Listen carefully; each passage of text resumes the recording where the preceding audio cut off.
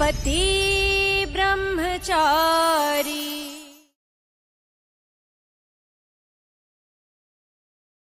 तो हिंदी ड्रामा पति ब्रह्मचारी में कहानी एक बहुत ही जबरदस्त मोड़ पे आ पहुंची है। एक ऐसा मोड़ जहां आप समझिए रिश्ते, वफादारी, किस्मत सब कुछ दांव पर लगा है। सीन ये है कि एक बेटी अपने ही पिता के सामने खड़ी है और दोनों के बीच तनाव इतना है कि हवा में महसूस किया जा सकता है। और ये शब्द हैं ईशा के। वो सीधे सीधे अपने पिता गुलाब सिंह पर इल्जाम लगा रही है। देखिए, जब उसका पति सूरज जेल पहुंचता है ना, तो ईशा को एक पल में सब साफ हो जाता है। उसे पता चल जाता है कि ये कोई मामूली इत्तेफाक नहीं है। नहीं, ये तो एक ऐसे तूफान की शुरुआत है जिसे किसी और ने नहीं, बल्कि उसके अपने ही पिता ने दावत दी है। और यहीं पर कहानी एक ऐसा टर्न लेती है जिसकी उम्मीद किसी को नहीं थी। विलन यानी गुलाब सिंह मुकरता नहीं है, बल्कि वो तो इकरार करता है। वो अपनी बेटी के हर इल्जाम को बड़े गर्व के साथ कबूल कर लेता है।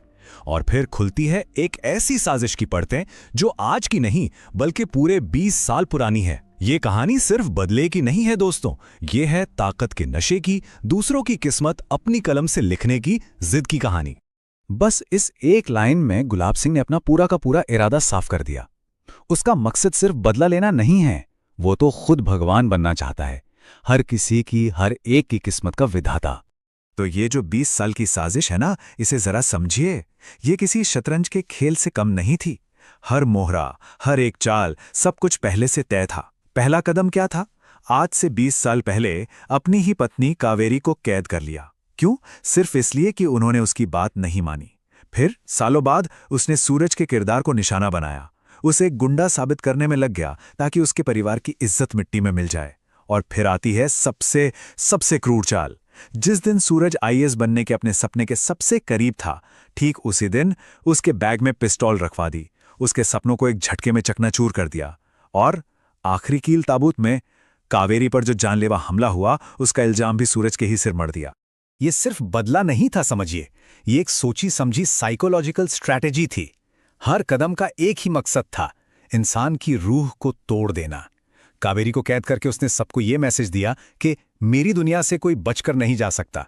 सूरज के कैरेक्टर पर कीचड़ उछालकर उसकी सेल्फ रिस्पेक्ट छीन ली, उसके सपने को बिल्कुल आखिरी मोड़ पर तोड़कर उसकी उम्मीद को ही खत्म कर दिया। और फिर एक झूठा इल्जाम लगाकर उसे पूरी तरह अपने कंट्रोल में कर लिया। ये थी गुलाब सिंह की किस्मत को अपने हाथों से लिखने की जिद। अब इस पूरी कहानी का जो टाइटल है पति ब्रह्मचारी, इसका मतलब समझना बहुत जरूरी है। ये सिर्फ 2 शब्द नहीं है, ये सूरज की एक प्रतिज्ञा है, उसकी पहचान है, उसका वो सपना है जिसके लिए उसने सब कुछ दांव पर लगा रखा था। और गुलाब सिंह ने ठीक इसी सपने की जड़ों पर हमला किया। तो अब अपनी इस भयानक जीत का जश्न मनाते हुए गुलाब सिंह ईशा के सामने एक सौदा रखता है। एक ऐसा सौदा जहां प्यार की कीमत आजादी से चुकानी पड़ेगी। सोचिए, एक ऐसा चुनाव जो किसी भी बेटी के लिए, किसी भी इंसान के लिए नामुमकिन सा लगता है। चुनाव बिल्कुल साफ है और उतना ही बेरहम। एक तरफ सूरज की आजादी, मतलब वो जेल से रिहा हो जाएगा, उसका परिवार सुरक्षित रहेगा और आईएएस बनने का उसका रास्ता भी साफ हो जाएगा। और दूसरी तरफ है ईशा की कैद, उसे अपनी शादी तोड़नी होगी, सूरज से हर रिश्ता खत्म करना होगा और हमेशा के लिए अपने बाप के उस सोने के पिंजरे में वापस लौटना होगा। गुलाब सिंह देखिए कितना शातिर है, वो अपने इस जुल्म को एक बलिदान का नाम दे रहा है। कह रहा है कि एक की कैद ही दूसरे की आजादी की कीमत बनेगी। लेकिन इस नामुमकिन सौदे के सामने ईशा झुकती जरूर है, पर टूटती नहीं है। वो अपने प्यार के लिए ये कुर्बानी देने को तैयार हो जाती है। मगर इसे उसकी हार मत समझिए, ये हार नहीं, ये तो उसके विद्रोह की शुरुआत है। तो ईशा का जवाब क्या होता है? तर्पण।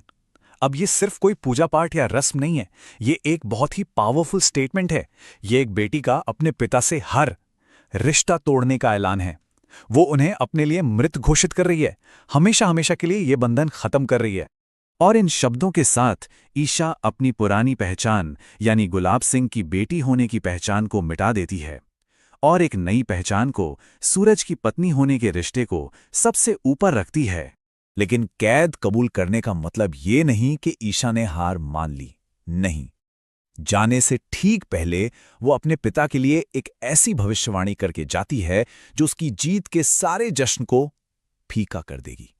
वो साफ साफ चेतावनी देती है कि ये जीत सिर्फ एक धोखा है, एक वहम है। वो कहती है कि आज ये बाजी जीतकर गुलाब सिंह ने किसी और का नहीं बल्कि अपने ही अंत का आगाज कर दिया है। तो यहां दो बिल्कुल अलग अलग सच्चाइयां आपस में टकरा रही हैं। एक तरफ है गुलाब सिंह का घमंड, उसे लगता है कि उसने किस्मत को हरा दिया, अपने बेटी को कैद कर लिया और वो जीत गया।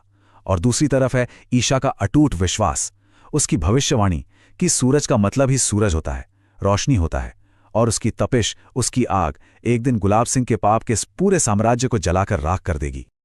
और देखिए क्या जबरदस्त मेटाफर इस्तेमाल करती है ईशा। वो अपने पिता के साम्राज्य की तुलना सीधे रावण की लंका से करती है, एक ऐसा साम्राज्य जिसका विनाश होना तय है। और ये कहानी हमें यहीं पर इसी एक बड़े सवाल के साथ छोड़ जाती है।